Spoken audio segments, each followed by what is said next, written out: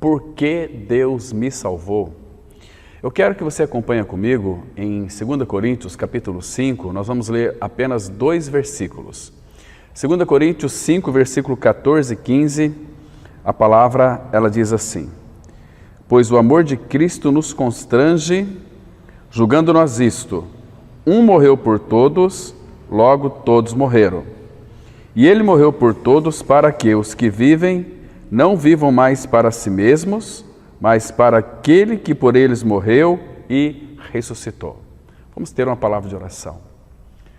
Pai, graças te damos por esse tempo que vamos refletir na Tua palavra.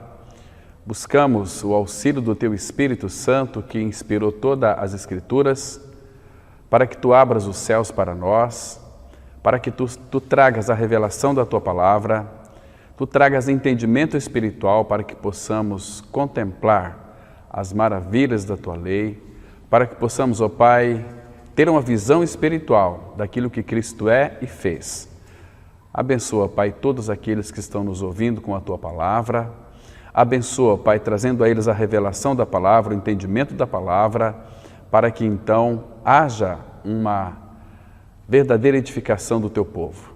Entregamos nas Tuas mãos esse tempo, se revela a nós, abra os nossos olhos para que vejamos, ó Pai, e abra os nossos ouvidos para que ouçamos a Tua voz. Em nome de Cristo nós oramos. Amém.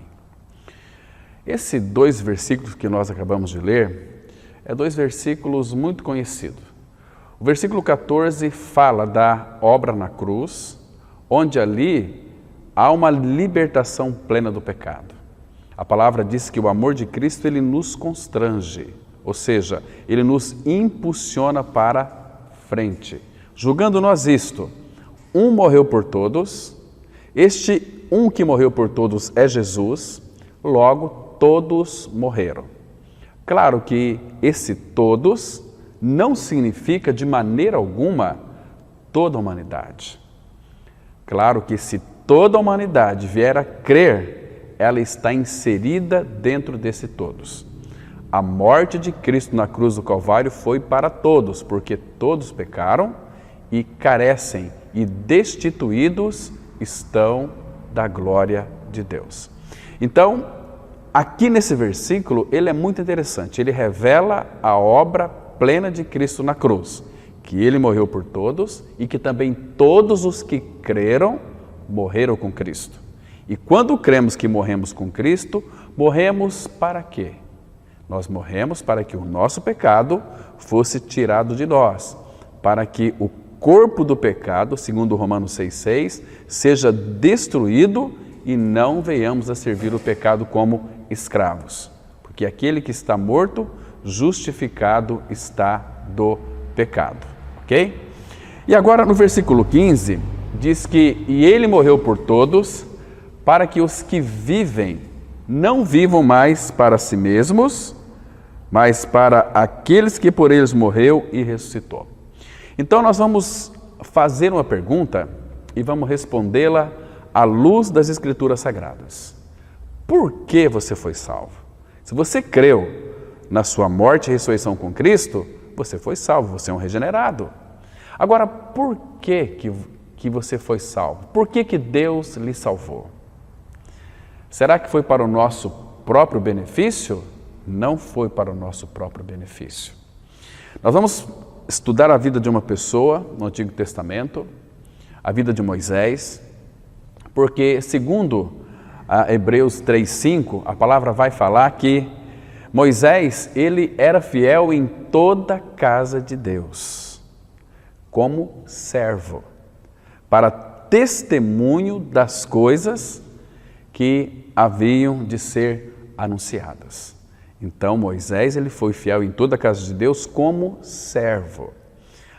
Interessante que quando Deus salva uma pessoa, não é para o benefício da pessoa, é para o benefício do Senhor. É para que então essa pessoa venha servir a Cristo, para que ela não viva mais para si mesma. Embora nós sabemos, claro, que isso envolve um benefício muito grande para nós. Em primeiro lugar, quando Deus nos salvou, Ele nos tornou seus filhos. João 1,12, a Bíblia diz que, mas a todos quantos o receberam, deu-lhes o poder de serem feitos, chamados filhos de Deus. E a palavra fala que, de fato, nós somos filhos de Deus. 1 João 3,2.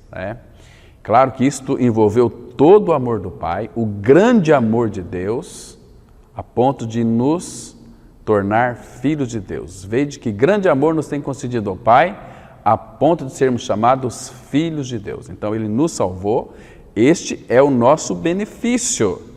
Não estou dizendo que a salvação foi para o nosso benefício, ainda que seja de uma forma totalmente real. Nós ficamos muito alegres, muito felizes, porque um dia o Evangelho da Graça foi anunciado para nós, nós tivemos os nossos olhos abertos, ouvidos abertos, nós vemos toda a realidade das Escrituras, aquilo que Cristo fez, e ouvimos a voz de Deus nos chamando. Isaías 43, verso 1, é um chamado muito específico.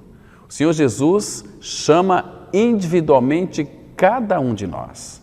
Ele nos chama assim de uma forma que todos venham a mim. Claro que a salvação é para todos, mas Ele chama individualmente cada um pelo seu nome. Isaías capítulo 43, versículo 1, a Bíblia mostra de uma forma tão clara, ele diz assim: mas agora assim diz o Senhor que te criou, ó Jacó, e que te formou, ó Israel, não temas, porque eu te remi, chamei-te pelo teu nome, tu és meu. Então nós somos dele, fomos comprados por um alto preço, preço de sangue. Jesus Cristo fez uma aliança conosco, uma aliança onde Ele mesmo se incumbiria de vir buscar as ovelhas perdidas da casa de seu Pai. E foi exatamente isso que aconteceu. O Deus dos Hebreus nos encontrou. Isto é Evangelho. Então, pelo Evangelho da Graça, nós fomos achados no tremedal de lama do pecado. Ele nos tirou do tremedal de lama e colocou nossos pés sobre a rocha e nos firmou também os passos. Este é o Evangelho, é Deus descendo na encarnação de Jesus Cristo para vir buscar eu e você no tremedal de lama do pecado. Isso é maravilhoso, meus irmãos. Claro que quem está no pecado não tem noção, não tem consciência do que significa viver no pecado. Mas nós fomos tirados de uma situação de lama, de lodo, percebe? E fomos transportados daquele império das trevas, onde o imperador é Satanás, o diabo. Ele nos libertou do império das trevas e nos transportou para o reino do Filho do seu amor. Temos a redenção, a remissão dos pecados pelo seu sangue. Então, Cristo fez uma obra plena, mas, queridos, nós fomos beneficiados com isso. Nosso pecado foi tirado, todos os pecados perdoados e purificados pelo sangue do Cordeiro. Agora, claro que essa salvação nos alegra, porque se você dá uma olhada lá para o livro de Salmos 51, versículo 12, a primeira reação que a pessoa vai ter, emocionalmente falando, é a alegria da salvação. A salvação nos torna pessoas alegres, nos torna pessoas felizes. Fomos salvos, nós sabemos onde nós estávamos, quem éramos, e sabemos onde nós estamos hoje. A palavra fala que Ele nos colocou, nos fez assentar nos lugares celestiais em Cristo Jesus. Isso é maravilhoso. Então, esta é a obra que Jesus realizou no Calvário e que trouxe muitos benefícios para nós. Somos filhos de Deus, herdeiros de Deus, co-herdeiros com Cristo. Eu creio que não existe coisa mais rica neste mundo para um ser humano que foi tornado pelo Pai filho de Deus em Cristo Jesus. Então a obra foi tremenda, foi muito grande.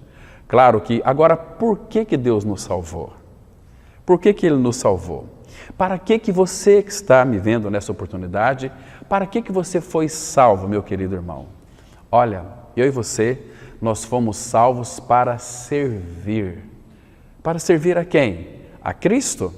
Um detalhe aqui muito importante. Nós não servimos a Deus, o Pai. Somos filhos de Deus. Não podemos ser servos do Pai. Nós servimos ao nosso Rei, o Rei Jesus. Somos servos de Cristo, porque Ele é o Rei da glória. Ele quem nos comprou para o Pai. Então nós servimos o nosso Rei. Então Deus, quando Ele enviou Moisés a Faraó, vocês se lembram? para libertar o seu povo da escravidão ali do Egito, da escravidão de Faraó. Faraó na Bíblia é uma figura de Satanás e o Egito é uma figura do mundo. Agora, ele nos salvou para que eu e você pudéssemos servi-lo. Tem um texto lá no livro de Êxodo, capítulo 8, versículo 1, que diz assim, Êxodo 8, verso 1. Depois disse o Senhor a Moisés, chega-te a Faraó e dize-lhe, assim diz o Senhor, deixa ir o meu povo para que me sirva. Está vendo? Lá no capítulo 5, verso 1, era para deixar ir o povo para celebrar uma festa no deserto. E aqui em 8.1 fala, para que me sirva, deixa ir meu povo para que me sirva. Queridos, o nosso serviço ao nosso Pai, claro que é um serviço de alegria. Nós servimos o nosso Rei Jesus. Eu disse aqui anteriormente que nós não servimos a Deus o Pai, Ele é nosso Pai. Você não pode servir a teu Pai.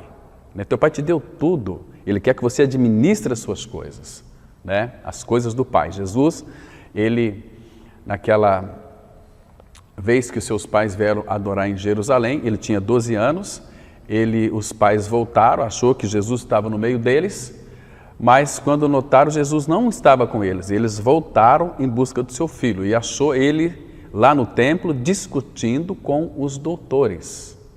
E então Maria disse para Jesus, filho, eu e teu pai estávamos tão preocupados com você, você não veio com a gente, você ficou para trás, você nem avisou. O que Jesus disse para ela? Não me importa eu estar na casa de meu pai para cuidar dos negócios de meu pai.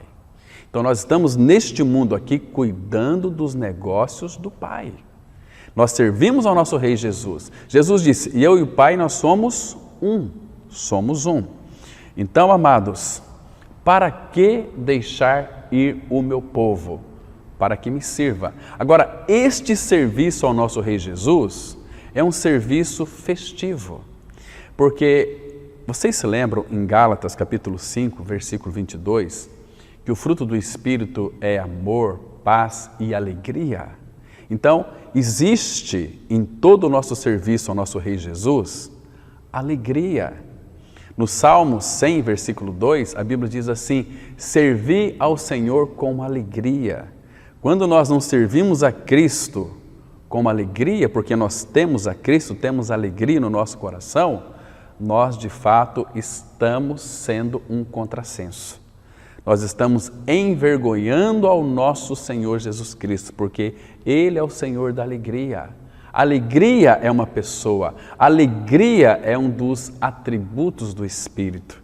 O reino de Deus não é comida nem bebida, mas justiça e paz e alegria no Espírito Santo, lá em Romanos, né? Está escrito muito claramente. Então, é um serviço que nós fazemos ao nosso Rei Jesus, é um serviço de alegria, está me entendendo? Porque quando Deus criou o homem, o criou com um propósito, que possamos servi-lo. Nós, filhos de Deus, regenerados, nós já nascemos com um senso de servir a Cristo. Estão me compreendendo? Porque nenhum de nós foi salvo para o seu próprio benefício. Ele nos salvou para servi-lo. E graças a Deus, porque Ele nos salvou, nossos pecados foram perdoados, louvamos a Deus por isso. Agora, porque Ele nos salvou, temos a vida eterna, nós temos a esperança. Colossenses 1, versículo 27, a Bíblia fala que Cristo em vós a esperança da glória, isso é fundamental. Nós temos uma esperança viva, porque segundo a sua muita misericórdia, Ele nos gerou de novo para uma viva esperança, mediante a ressurreição de Jesus Cristo dentre os mortos. Hoje nós não temos uma esperança que se acaba na sepultura, nós temos uma viva esperança, Cristo em vós, a esperança da glória. Então isso deve alegrar o nosso coração, isso deve encher a nossa vida de regozijo, de exultação. Então, quando nós prestamos um serviço a Cristo, claro que nós estamos aqui a serviço do Rei Jesus. E quem não serve o Rei Jesus, claro que não é filho de Deus, então ele está servindo a quem? A ele mesmo? Não, ele está servindo a Satanás, está servindo ao próprio diabo.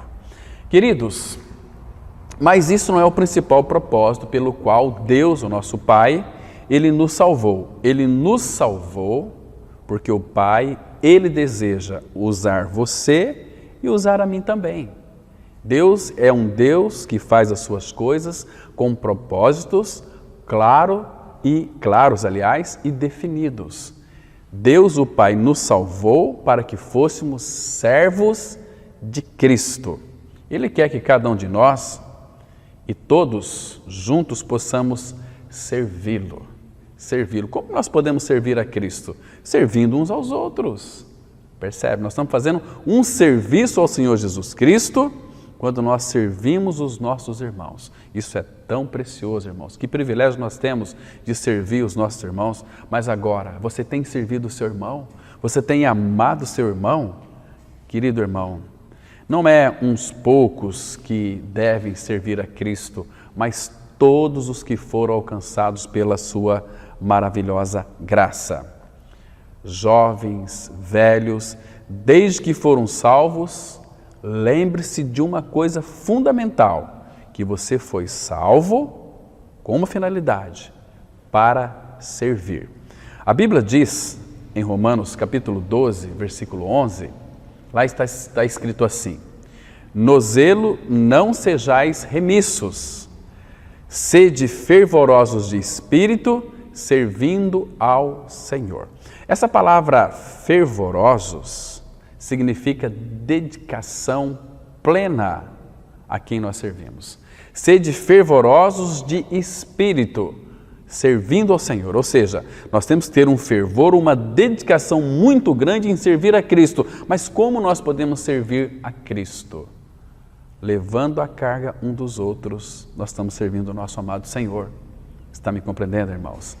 Então, isso é um problema básico e tremendo. Por quê? Enquanto você é salvo, acho que você sabe, aí dentro de você, que você é salvo para servir, não aos teus propósitos, mas para servir aos propósitos de Deus, o Pai. Querido irmão, querida irmã, você foi crucificado com Cristo. Ele removeu o seu pecado. Ele pregou no corpo de Cristo na cruz o meu e o seu pecado. Toda a nossa sujeira, toda a nossa imundícia fez de mim, de você, um homem, uma mulher puros. Nós somos purificados pelo sangue do Cordeiro. Você está entendendo? Agora, quando nós nascemos de novo, morremos e ressuscitamos com Cristo, nós não devemos viver mais para nós mesmos. Olha, mas o que acontece é que nós costumamos viver para nós mesmos. E que vida miserável nós temos vivido quando nós vivemos para nós mesmos, entende? Por isso que aquele texto que nós lemos aqui inicialmente, ele é tão profícuo, ele é tão oportuno para nós. 2 Coríntios 5,15. E ele morreu por todos para que os que vivem não vivam mais para si mesmos, mas para aquele que por eles morreu e ressuscitou. Então nós não vivemos mais para nós, porque nós morremos, vivemos para Ele, para servir a Cristo que pagou um alto preço por cada um de nós. Eu creio, meus queridos irmãos, minhas queridas irmãs, que no momento em que uma pessoa ela é salva, Deus coloca dentro dela um profundo anseio de servir a Cristo. E de servir de muitas maneiras diferentes, embora o propósito seja o mesmo. Somos salvos para servir. Pense nisso. Por que eu fui salvo? Por que Deus me escolheu? Por que Deus abriu meu entendimento para eu crer naquilo que Cristo é e fez? Para que você fosse um servo de Cristo, para que você servisse o seu Rei. Agora, o problema conosco hoje é o seguinte: como servir? Você já parou para pensar? Como servir a Cristo? De que maneira nós vamos servi-lo? De que maneira? Servir ao Senhor, meus queridos irmãos, não é um assunto simples, como muitos estão pensando por aí, como muitos vivem por aí, achando que falar com a boca eu sirvo ao Senhor, mas em realidade espiritual não serve ao Senhor, serve aos seus próprios propósitos. Hoje os templos evangélicos estão abarrotados de evangélicos, vazio do evangelho da graça. Por isso que eles vão para os templos para servir ao Senhor? Nada disso. Eles vão aos templos para servir aos seus propósitos. Ó Deus, cura a minha dor de cotovelo. Ó Deus, cura a minha orelha. Ó Deus, cura a minha dor de estômago. Ó Deus, cura a minha dor de cabeça. Isso é servir aos seus próprios propósitos. Isso é ser uma pessoa egocêntrica. Ela quer que Deus se dobre para ela, para que Deus a sirva. Está me compreendendo? Então, queridos, servir a Cristo não é um assunto simples, por isso que eu quero que você me escute com bastante cuidado nesta manhã de domingo. Esse domingo tão gostoso, tão agradável, é um domingo que Deus realmente está falando conosco. E eu creio que o Espírito Santo estará ministrando no seu coração nesse momento tão oportuno. Vamos analisar o seguinte, quando eu disse aqui que servir o Senhor não é simples, não é simples. Vamos imaginar aqui uma cena. Vamos supor que você seja chamado para servir o presidente da República, aqui do Brasil. Você acha que você pode servi-lo da maneira que você acha que é adequada? Da maneira que você se encaixa? Então, eu vou servir o presidente dessa maneira. Não é dessa maneira. Você percebe que você tem que aprender a servir o presidente da República. E, estranhamente, o povo de Deus, ele acha que são experts, mas não são. Como você tem servido a Cristo nesses dias que antecedem a sua volta? Amados, como podemos servir aquele que é o Criador de todas as coisas, que é o Criador do universo, da terra, céus e mar e tudo que há neles? Como podemos servir o Redentor? Para pensar. Você já parou para pensar como você pode servir o Redentor, o Rei dos Reis? Como você pode servir aquele que é Senhor dos Senhores? Para pensar um pouquinho, analisa um pouquinho.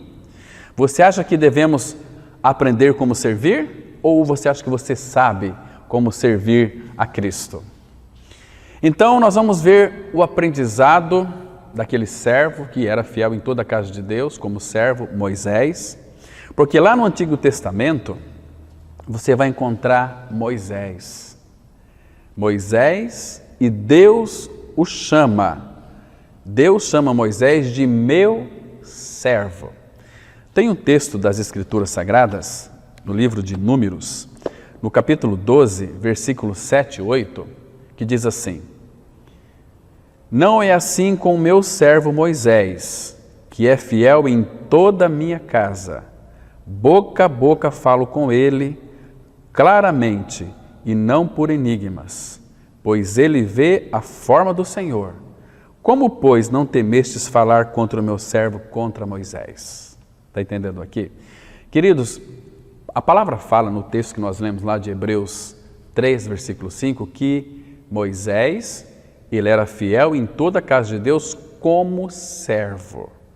Por que Moisés servia a Deus?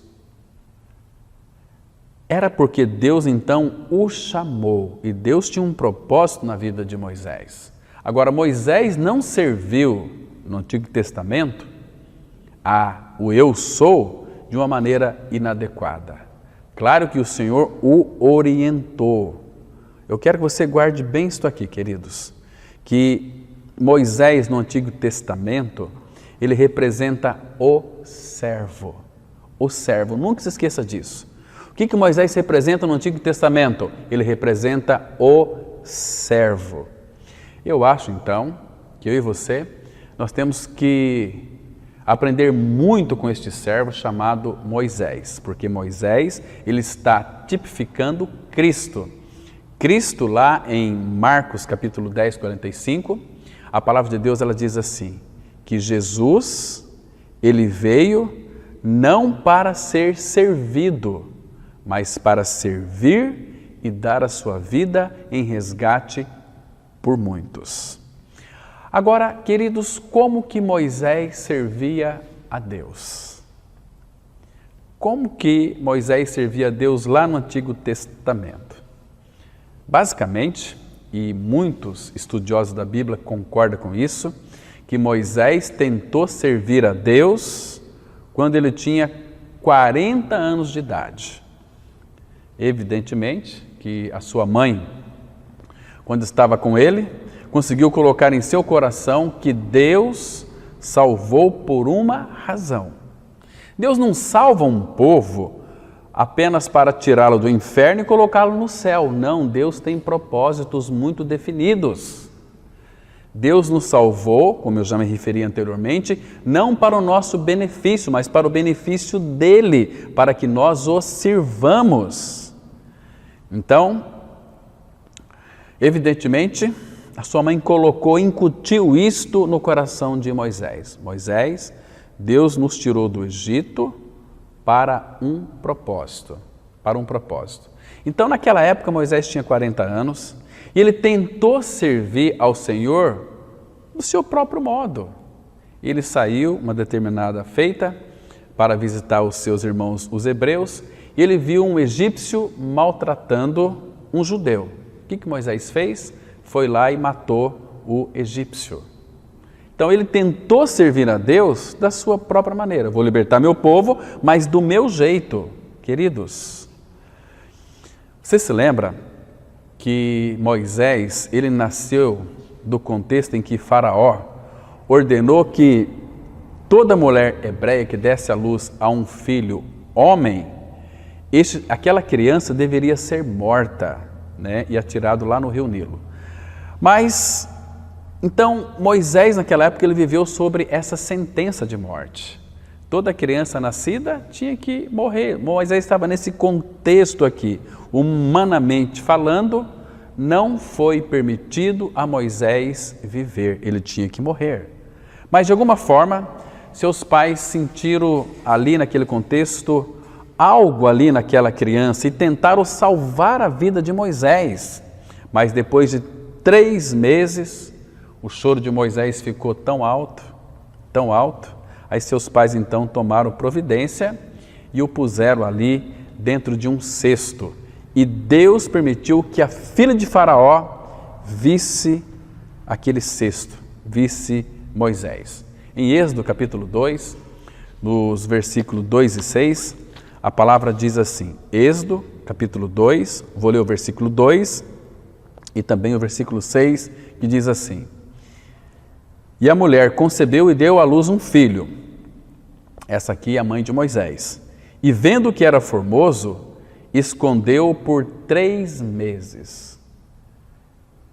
3 meses, esse é o versículo 2. Então, quando Moisés nasceu, a sua mãe conseguiu escondê-lo durante 3 meses, porque o choro de Moisés era ainda baixinho. Então, ela poderia então ocultar ali o choro dele das outras pessoas.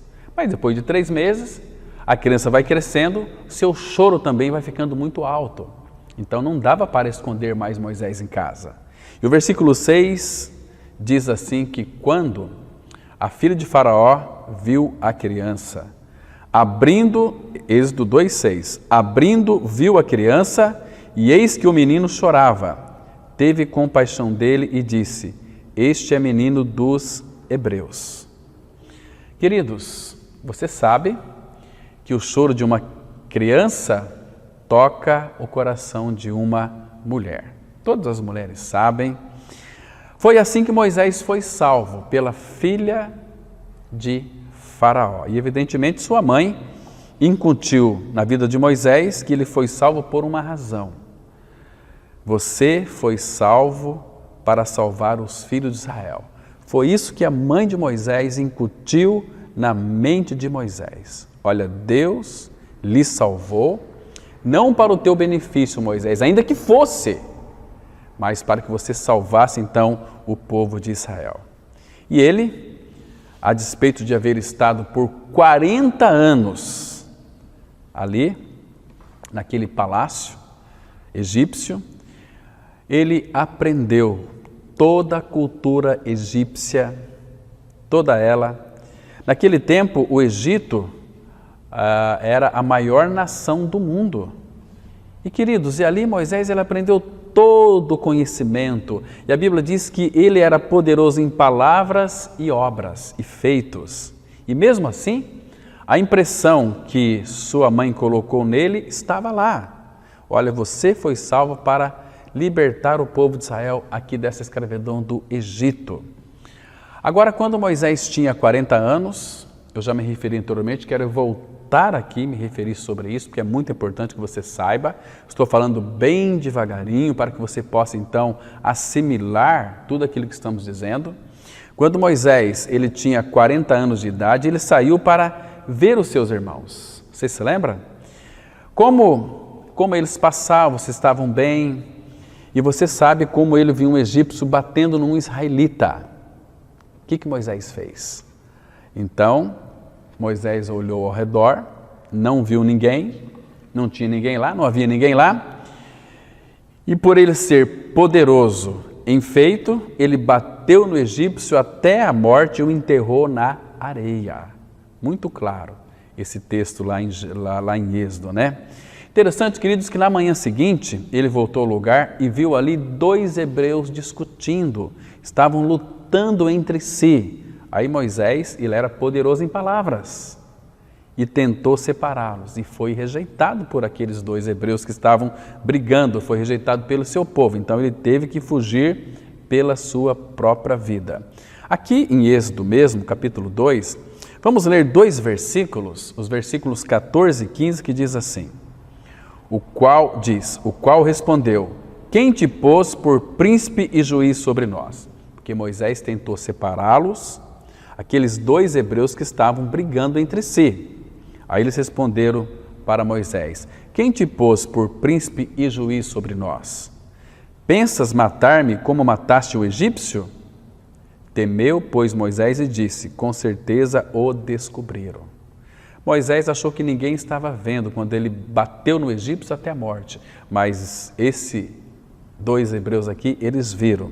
E o versículo 15 diz assim: informado desse caso, procurou Faraó matar a Moisés, porém Moisés fugiu da presença de Faraó e se deteve na terra de Midian e assentou-se junto a um poço.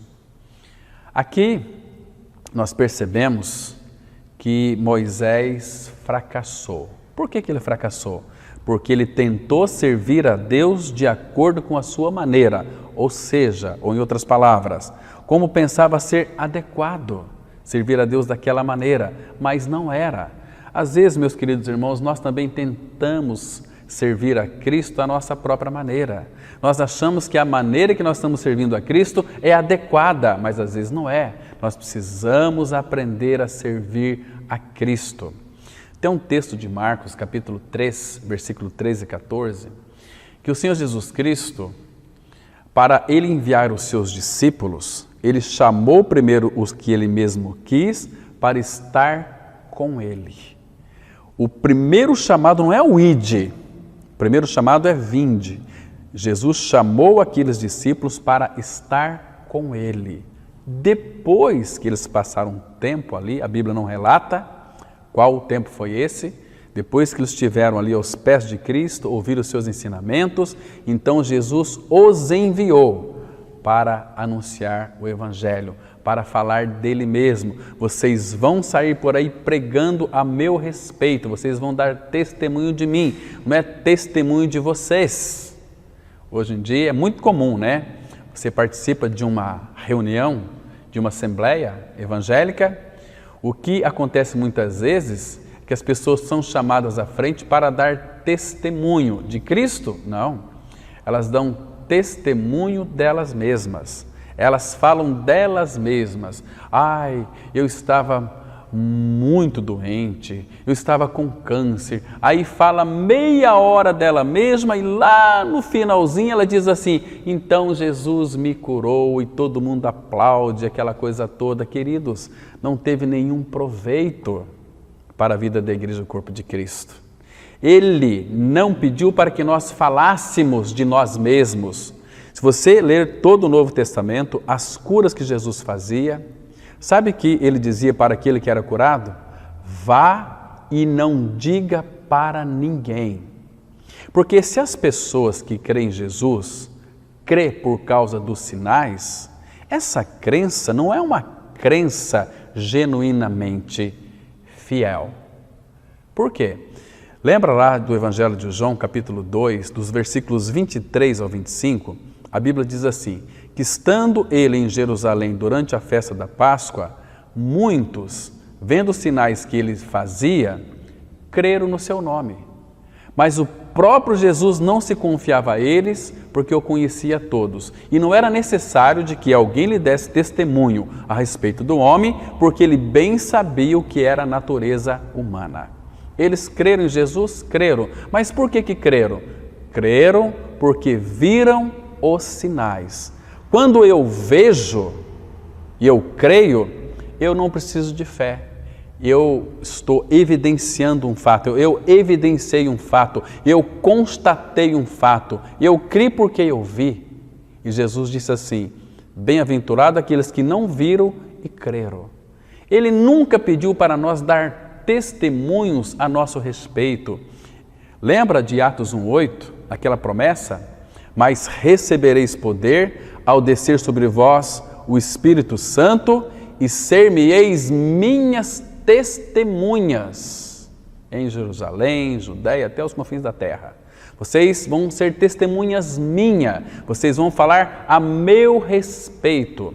Em Atos capítulo 5, versículo 42, a palavra fala assim que todos os dias, no templo e de casa em casa, não cessavam de ensinar e de pregar Jesus, o Cristo. Eles falavam de Cristo. A igreja primitiva tinha uma mensagem, era Cristo crucificado. Cristo crucificado é a mensagem que salva, é a mensagem que liberta, é a mensagem que restaura, é a mensagem que traz vida e vida em abundância.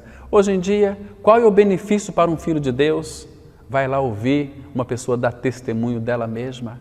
Ah, eu fui curado disso, fui curado de câncer. Então isso atrai muitas pessoas, não para Jesus, mas para aquela comunidade, para ficar cativa daquele líder religioso, entende? Hoje as pessoas fazem discípulos para si mesmos, não para o Senhor. A nossa pregação é anunciar Jesus Cristo, para que as pessoas vão até Cristo. Lembra de Moisés? Moisés chamou o povo lá fora ao encontro com Deus. Você se lembra de João Batista? Quando ele viu Jesus, ele estava com seus discípulos ali. João Batista tinha os seus discipulados. Mas quando João Batista apontou para Jesus, eis o Cordeiro de Deus, a Bíblia diz que aqueles discípulos deixaram João e seguiram Jesus. Aí está certo. Queridos, nós não podemos seguir a homens, temos que ser seguidores do Cordeiro por onde quer que ele vá. Nós não podemos servir a homens, nós servimos a Cristo. Quem serve a Cristo, serve os irmãos, leva a carga um dos outros. Você está me compreendendo, irmãos? Quem é servo de Cristo sempre vai ter outro irmão, outra irmã superior a si mesmo. Ele nunca vai querer estar em evidência. Hoje em dia as pessoas gostam de estar lá na frente, no louvor, pregando a palavra, mas elas não querem servir a Cristo. Quantas pessoas se frustram com o ministério da pregação da palavra, ministério de louvor, porque elas querem estar em evidência, querem se aparecer, querem servir a elas mesmas. Mas Jesus Cristo, queridos, se Ele, que é o Rei dos Reis, Senhor dos Senhores, Ele que criou todas as coisas pela Sua palavra, Ele veio a este mundo não para ser servido, mas para servir e dar a sua vida em resgate de muitos. Ah, meus irmãos, Então, graças ao Senhor, que Moisés, ele fracassou. E graças a Deus, porque o Senhor permitiu que Moisés falhasse. Porque Moisés queria servir a Deus à sua própria maneira, não a maneira de Deus. Está me compreendendo, irmão? Agora, será que existe alguém, talvez que esteja me vendo nessa oportunidade, que tenta servir a Deus à sua própria maneira? Lembra de 1 Pedro capítulo 4? Vamos ler esse texto, 1 Pedro 4, versículo 10 e 11. A Bíblia diz assim, olha, 1 Pedro 4, 10 e 11. Servi uns aos outros, cada um conforme o dom que recebeu, como bons despenseiros da multiforme graça de Deus. Se alguém fala, fale de acordo com a palavra de Deus. Se alguém serve, faça-o na força que Deus supre, para que, em todas as coisas, seja Deus glorificado por meio de Jesus Cristo, a quem pertence a glória e o domínio pelos séculos dos séculos. Amém. Está vendo aqui? Queridos, servir uns aos outros, cada um conforme o dom que recebeu, como bons despenseiros da graça de Deus. Então, se alguém fale, não fala de si mesmo, mas fale segundo a palavra de Deus, ou em outras palavras, quando Deus chama alguém e coloca o encargo da palavra na vida desse irmão, é para que este irmão pregue aquilo que Deus disse em sua palavra, não fica inventando, trazendo visões, revelações extra-bíblica. A palavra fala que aquele que acrescentar alguma coisa que não está escrito aqui, ou tirar alguma coisa que está escrito aqui, todos os tormentos, a palavra fala aqui em Apocalipse capítulo 22, é muito interessante, vou até ler para vocês. Olha só, Apocalipse 22, versículo 19. O 18 e 19, o 18 a parte B, que diz assim: se alguém lhes fizer qualquer acréscimo, Deus lhe acrescentará os flagelos escritos neste livro. E se alguém tirar qualquer coisa das palavras do livro desta profecia, Deus tirará sua parte da árvore da vida, da cidade santa e das coisas que se acham escritas neste livro. Então, muito cuidado com aqueles profetas que vêm trazer aquelas profecias extra-bíblicas. Foge deles. Ainda que tudo dê certo, foge deles. Paulo, ele disse assim, lá em Gálatas, no capítulo 1, no versículo 8 e 9. Escute bem, Gálatas 1, 8 e 9. Mas ainda que nós, ou mesmo um anjo vindo do céu, vos pregue evangelho que vá além do que vos temos pregado, seja anátema. Essa palavra anátema significa seja maldito, seja amaldiçoado. Assim como já dissemos, e agora repito, se alguém vos prega evangelho que vá além daquilo que recebeste, seja anátema, seja maldito. Fico pensando aqui, imagina num culto evangélico, de repente os céus se abrem, aí vem anjos e começa a pregar um evangelho, uma palavra que não foi aquela que é revelada nas Escrituras. Eu tenho certeza que 99% vai crer neste anjo e vai deixar o evangelho da graça. O que é evangelho? Evangelho é aquilo que Cristo é e fez. O que é evangelho? Evangelho é morte, sepultamento e ressurreição de Cristo. O que é evangelho que salva? É eu crendo em minha morte, ou seja, na minha crucificação junto com Cristo, no meu sepultamento junto com Cristo e na minha ressurreição junto com Cristo. Isto é evangelho. E Deus não é homem para que minta, Deus não mente, Deus é verdadeiro e Ele vela sobre a sua palavra para a cumpri-la. Então, creia na palavra. Cuidado com os profetas, cuidado com os profetas. Então, queridos, se você fala, fale de acordo com a palavra de Deus, não tira nem mais nem menos, fala aquilo que Deus disse, fala aquilo que está escrito. Jesus disse assim em João 5,24, em verdade vos digo, Quem ouve a minha palavra e crê naquele que me enviou, tem a vida eterna. Não entra em juízo ou condenação, mas passou da morte para a vida. Quem ouve a minha palavra e crê.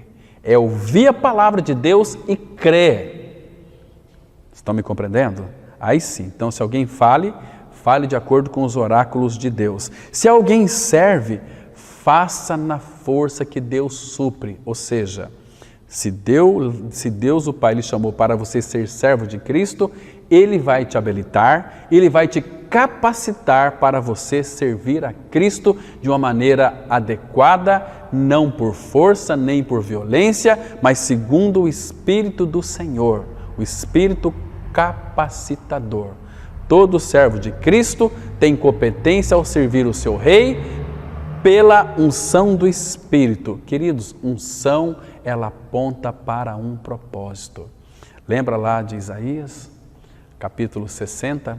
O Espírito do Senhor me ungiu para evangelizar, para libertar os cativos, para isso, para aquilo. Então, a unção, o Espírito é aquele que nos habilita a servir a Ele mesmo. Então, se alguém serve, faça na força que Deus supre, porque hoje existem muitos crentes cansados, frustrados, desanimados, porque queriam servir a Cristo da sua própria maneira. Deus os frustrou. Então eles não foram buscar orientação de Deus. Hoje estão nas suas casas, frustrados, lamentando, tadinho de mim, eu fiz tanto por aquela igreja, não foi reconhecido, ninguém aplaudiu. Olha que bonitinho como ele servia. Às vezes ele queria servir para se aparecer. Agora, quando Deus coloca em nós o seu Espírito, é o Espírito de habitação, é o Espírito que nos habilita a servir a Cristo de uma forma adequada e toda a glória vai para Deus. Os homens gostam muito de serem aplaudidos. Os homens gostam muito de serem glorificados, de receber os seus méritos, seus troféus. Queridos, Cristo nunca vai procurar em você medalhas. Ele vai procurar em mim e em você cicatrizes. Deus, o Pai, está procurando em você se você tem as marcas de Cristo, como o apóstolo Paulo tinha. Foi fustigado com vara 3 vezes. Ele apanhou pra caramba, na cadeia, prisão. Imagina só, lá em Atos capítulo 16, Paulo e Silas, depois que apanharam, as suas costas rasgadas e sangrando, eles amarrados com as mãos e os pés no tronco. Meia-noite, o que Paulo e Silas fizeram? Eles murmuraram? Eles reclamaram? Eles xingaram? Não. A palavra fala que meia-noite, Paulo e Silas oravam e cantavam louvores a Deus e as cadeias caíram por terra. Queridos irmãos, quando vem uma dificuldade, você reclama, você murmura? Você xinga, você grita? Olha como nós precisamos ganhar uma dimensão espiritual de crescimento em Cristo, para que Ele seja formado em nós. Cristo sendo formado em nós, pela palavra, pelo Espírito, pela cruz, pela circunstância, Ele vai nos moldando, nos aperfeiçoando, vai formando o seu Filho em nós, a ponto de nós sermos como o apóstolo Paulo. Machucados, feridos, oravam e cantavam louvores a Deus. Isto é simplesmente maravilhoso. Isto é simplesmente glorioso, meus irmãos. Agora, e o que mais aqui? Para que em todas as coisas seja Deus glorificado por meio de Jesus Cristo, a quem pertence a glória. A glória não pertence a você, pertence a Ele. Então, quer comais, quer bebais, façais qualquer outra coisa, fazei tudo para a glória de Deus. Tudo aquilo que eu faço, Deus tem que ser glorificado. Então, se nós somos servos de Cristo, nós temos o Espírito habilitador que nos capacita a servir a Ele. Agora, se você não está servindo ao Senhor, você está servindo, sabe a quem? A você mesmo. Você é um servo de você mesmo. Isso é terrível. Queridos, deixa eu fazer uma pergunta para você. Você tem sido um fracasso? Se sim, graças a Deus por isso. Mas se você tem sido bem-sucedido, mal para você. Por quê? Porque continua naquele caminho, está apenas servindo a si mesmo, ao invés de servir a Cristo. Irmãos, nós somos salvos com uma finalidade, nós somos salvos para servir e servir a Cristo, mas isso não significa que nós devemos servir à nossa própria maneira, da maneira que a gente acha que é adequada, que é ideal. A nossa própria sabedoria não tem capacidade de servir a Cristo, porque nós vamos depender sempre de nós mesmos. Queridos, como que nós podemos servir a Cristo dependendo de nós mesmos?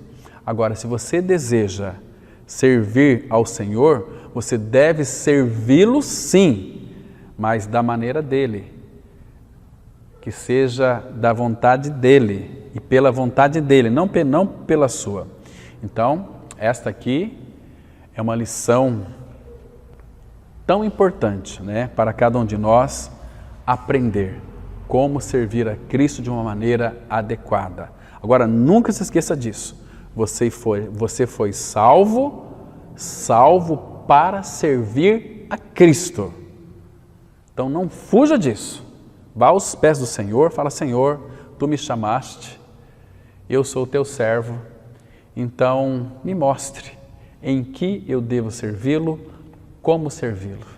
E eu tenho certeza que Ele vai lhe mostrar.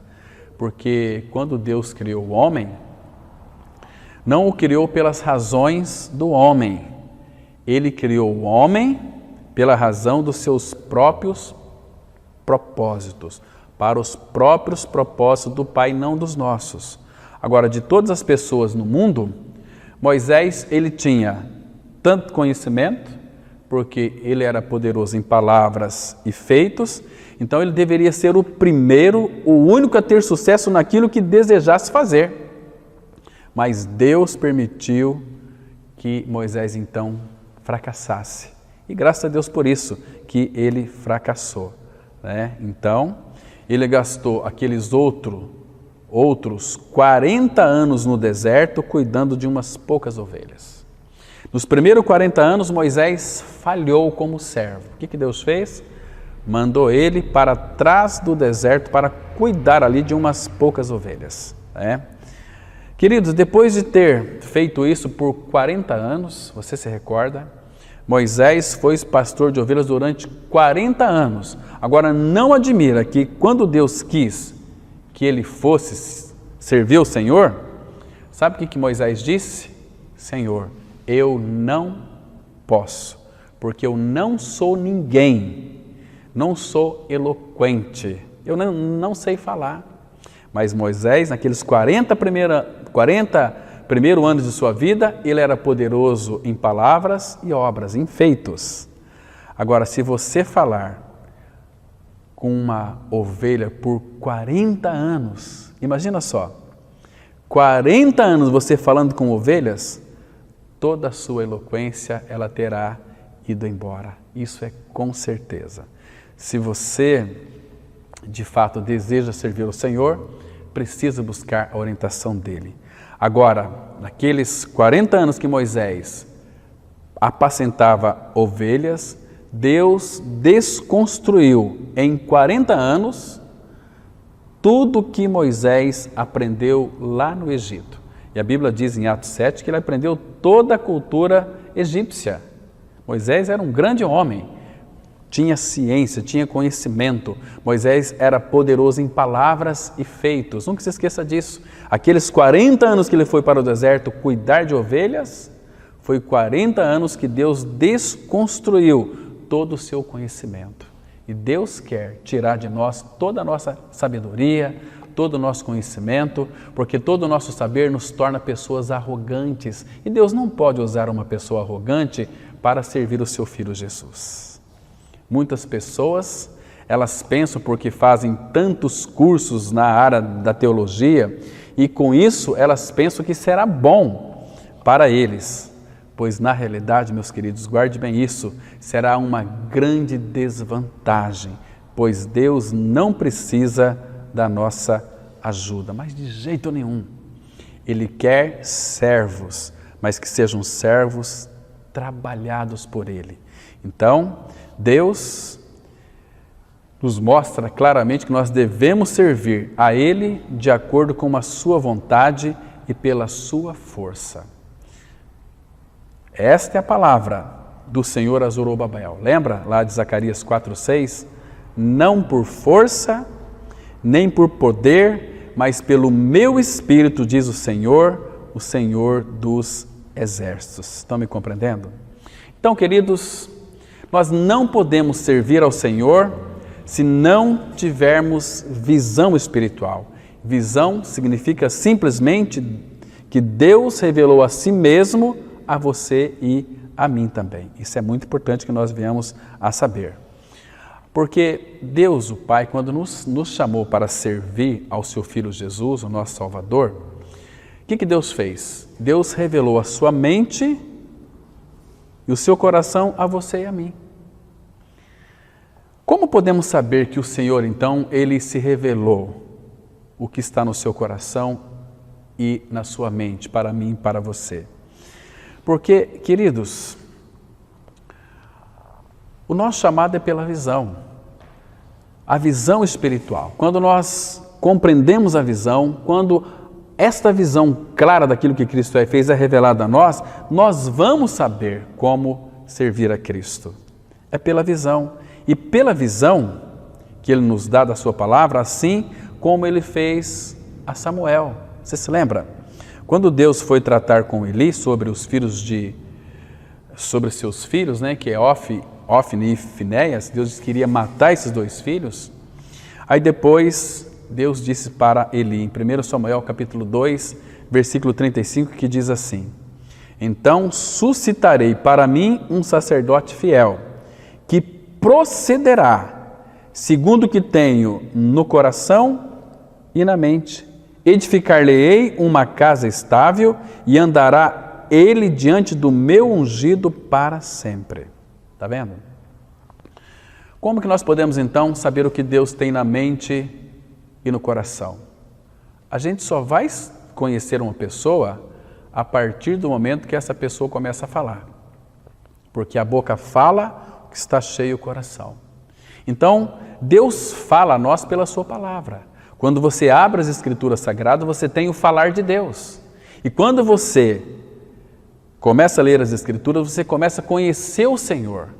Você começa a entender, compreender claramente o que Deus tem na mente e no coração.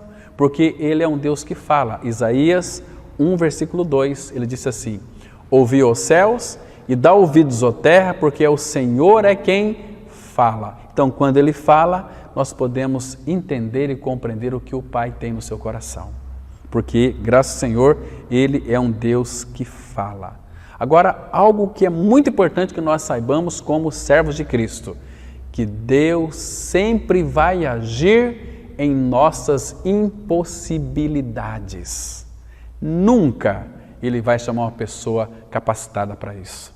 Primeiro, Ele vai capacitar os incapacitados. Por isso que Deus sempre vai agir em nossas impossibilidades.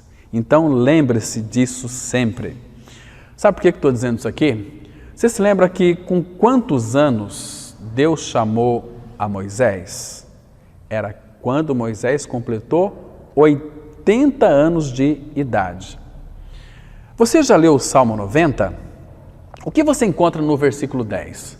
No Salmo 90, versículo 10, é o salmo que Moisés escreveu. Ele escreveu assim: os dias da nossa vida sobem a 70 anos ou, em havendo vigor, a 80. Neste caso, o melhor deles é canseira e enfado, porque tudo passa rapidamente e nós voamos. Então, queridos, aqui nesse versículo, no Salmo 90, verso 10, no que diz respeito, Moisés se considerava um homem morto, um homem sem utilidade. Ele já tinha 80 anos. O que faria com isso? Ele disse que a duração da nossa vida é 70 anos e Deus chamou Moisés com 80 anos. Moisés não tinha nenhuma capacidade. Moisés se considerava um homem totalmente inútil, totalmente sem capacidade, totalmente desqualificado para qualquer obra. Moisés considerava um homem morto, canseira e enfado. Mas entenda uma coisa muito importante. É aqui, meus queridos irmãos, é no fim do homem que é o começo de Deus. Deus nunca vai agir numa pessoa que se acha muito capaz. Enquanto Deus não levar o homem no fim de si mesmo, Deus não pode usar essa pessoa, porque ela vai querer fazer coisas para si. Então, quando Moisés chegou ao fim de si mesmo, Deus então começou a usá-lo. Você que está me vendo nessa oportunidade, você já chegou ao fim de si mesmo? Lembra de Gálatas 2, versículo 20? Já estou crucificado com Cristo, logo já não sou eu quem vive, mas Cristo vive em mim. E a vida que agora vivo na carne, vivo pela fé do Filho de Deus, o qual me amou e a si mesmo se entregou por mim. Queridos, não mais eu, mas Cristo. Sabe o que isso significa?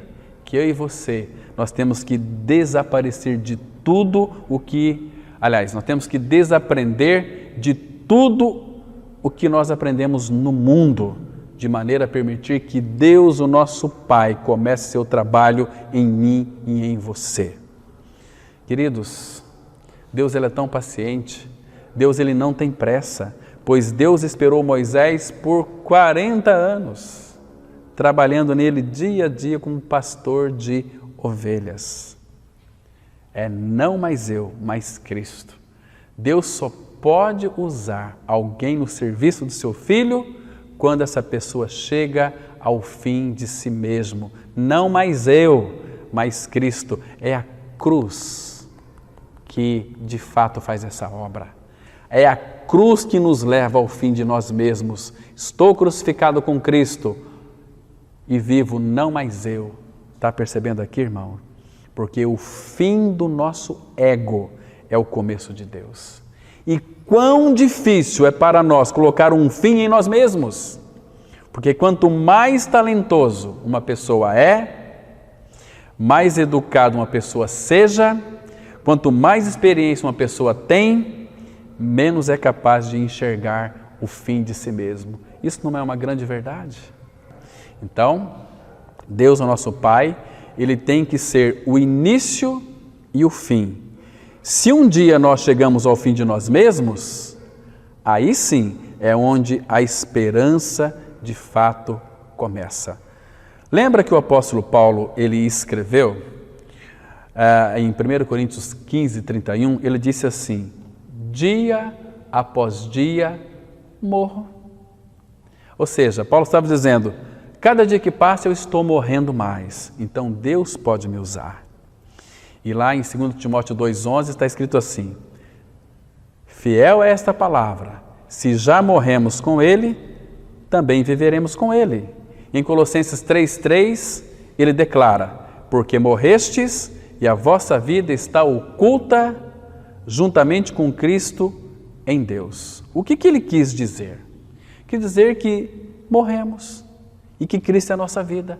Agora, Cristo, Ele é o servo com S maiúsculo que habita dentro de nós. Ele não veio para ser servido, Ele veio para servir e dar a sua vida em resgate por muitos. Agora, o servo que habita em nós, Ele nos habilita a servir a Ele mesmo. Está me compreendendo? Ele é que nos capacita com a sua força, com o seu poder. Lembra que Moisés estava com 80 anos de idade. Eu acho que Moisés havia desistido de servir o seu povo. Então demorou 40 anos para ele desistir da sua ambição de querer servir a Deus à sua própria maneira. Agora Moisés se considerava um nada, 80 anos. Ele disse que a vida de um homem é 70, ele estava com 80 e ele já se considerava um homem morto, incapaz, totalmente debilitado, um velho borocochô. Moisés chegou ao fim de si mesmo, mas era o fim de Moisés, era no fim de Moisés que Deus estava começando uma obra na vida dele. E Deus deu a Moisés mais 40 anos. Queridos irmãos, mas foi quando Moisés tinha 80 anos que o chamado de Deus chegou para ele. É muito interessante. Você sabe que lá no deserto era tão seco, era tão quente, só arbustos estavam ali, né? Mas esses arbustos que não têm uso, é que eles se queimam assim facilmente por causa do calor, que subitamente queima sozinho. E quando está queimando já foi, não serve para nada mais, né? Era uma coisa muito comum no deserto, aqueles arbustos pegar fogo. Então Moisés tinha visto isso muitas vezes. Para Moisés era muito comum, mas Moisés era um homem observador, né? Moisés passava, de repente um arbusto pegava fogo, queimava e não dava mais em nada. Mas Moisés sempre observava, ele era um homem muito detalhista, vocês estão me compreendendo? Um dia, Moisés estava ali apacentando aquelas ovelhas e viu um daqueles arbustos pegar fogo, mas estranhamente ele ficava ali queimando e não se consumia. Aquilo chamou muito a atenção de Moisés, aquilo era um milagre. Então, por Moisés ter sido chamado a atenção por causa disso, ele se aproximou para ver o que acontecia, porque naquela época não era usual. E quando se aproximou do arbusto que não se queimava, o Senhor então o chamou do meio do arbusto. Queridos, aquele arbusto, ele estava pegando fogo e não se queimava. Por que ele não se queimava? Sabe por quê? Porque o Senhor estava lá. Porque enquanto queimava, ele não se extinguia, mas ao contrário, aquele arbusto brilhava. Brilho, glória. O Senhor estava ali naquele arbusto. Então, lá em Êxodo capítulo 3, versículo 4, vendo o Senhor que ele se voltava para ver, Deus do meio da sarça o chamou e disse: Moisés, Moisés, ele respondeu-me: eis-me aqui. E a partir daqui, meus queridos irmãos, Deus, o Pai, começou a instruir Moisés para o serviço que ele tinha que fazer, que era libertar o seu povo da escravidão do Egito, para levar para o Monte Horebe, para celebrar uma festa no deserto. Talvez você me pergunta, mas no deserto é lugar de celebrar festa? Claro que sim. Onde Deus está envolvido, onde Cristo está envolvido, onde o Espírito Santo está envolvido, há festa, há alegria. O deserto, nós não vamos enxergar mais deserto, nós vamos enxergar mais sofrimento, mais dor, mais absolutamente nada. Eu e você, nós fomos salvos para servir e servir a Deus de uma forma adequada. Ok, meus irmãos? Então, se você creu na sua morte e ressurreição com Cristo, você está crucificado com Cristo, ressuscitou com Cristo, Cristo é sua vida, não sabe o que fazer, vai aos pés do Senhor. E pelo Espírito Santo, Ele te orientará. Ele vai trazer todas as orientações, como servir a Cristo. E você vai servir a Cristo de uma maneira adequada. Amém? Vamos orar. Pai, obrigado por esta manhã tão gostosa. Obrigado, Pai, pelo Teu Espírito que tem ministrado aos nossos corações. Obrigado por abrir a Tua palavra para nós. Continue falando conosco, Pai, queremos ouvir a Tua voz. Edifica-nos como igreja do Senhor e abençoa, Pai, ricamente o Teu povo nesse tempo tão difícil que nós estamos passando. Com saudade dos irmãos, queremos nos reunir como igreja do Senhor, mas tudo isso tem um propósito, Pai. A palavra fala que nada acontece onde o Senhor não está envolvido. Cremos, ó Pai, que este é o megafone Teu, chamando aqueles ou aquelas ovelhas perdidas para se chegarem ao Teu aprisco. Faça isso, ó Pai. Chame as ovelhas que estão ainda fora do Teu rebanho, para que elas entendam que há só um pastor e um só rebanho. Abençoa todos aqueles que nos ouviram nesta manhã. Abençoa suas vidas, os edifica e revela e forma Cristo neles. E é no nome de Jesus que oramos. Amém. Graça e paz, queridos. Bom dia para vocês.